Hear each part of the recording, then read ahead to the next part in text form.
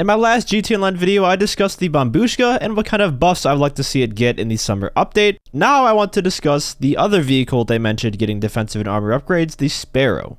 And this one is interesting to me because right now in its current form, I consider the Sparrow to be one of the best helicopters in the game. I don't even think it really needs a buff, to be honest. However, I'm not against it getting a buff because it's a helicopter, and in general, helicopters have a lot going against them. They're definitely not the best class of vehicle in GT Online. One thing I can definitely see them changing is the collision damage on it. One of the major complaints of the Sparrow is that if you land it just a tad bit too hard, it just smokes the helicopter from the damage you take. It's very unforgiving in that regard.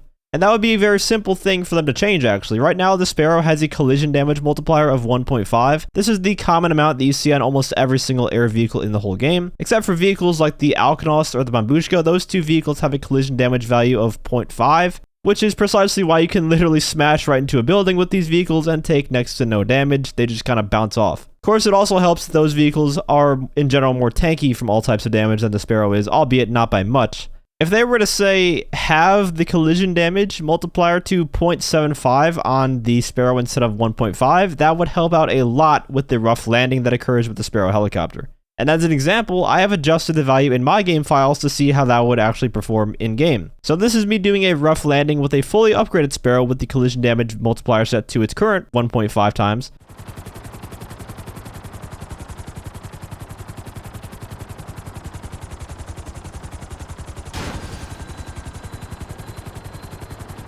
And now here's that same test with the value changed to 0.750.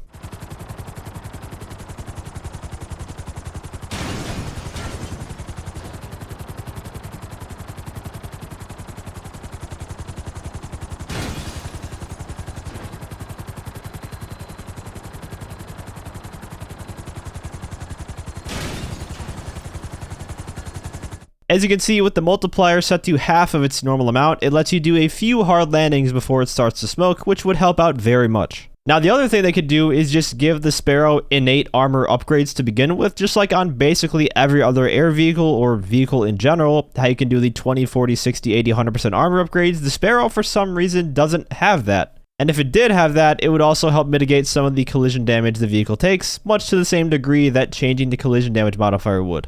As for its armor against weaponry, the Sparrow blows up in 1 RPG, 1 homing rocket, 3 explosive rounds, or 1 railgun shot. If they were to give the Sparrow dedicated armor upgrades, this would also likely help mitigate damage against weaponry. And I wouldn't be entirely against the Sparrow having a bit more protection from weapons, because then it would make it a bit more competitive to the Mark II Oppressor when it comes to vehicles that you can spawn in next to you for a quick flight. If more people start switching to the Sparrow instead of the Mark II Oppressor because of its buff, well, the Sparrow is way more fun to fight against than the Mark II Oppressor, so that's just a win-win situation in my eyes. However, I wouldn't want them to go much further than that because you don't want the Sparrow to be better than the other helicopters that you have to actually drive to get to that have dedicated spawn points like the Hunter. Then again, it's already better than one that I'm thinking of that starts with Weapon as Kanata and ends in a fiery explosion of trash. That's the one that truly needs the buff. But let me know what you guys think about the Sparrow. How much of a buff do you think it actually needs? Just more protection from collisions, or should it have more protection from weapons too?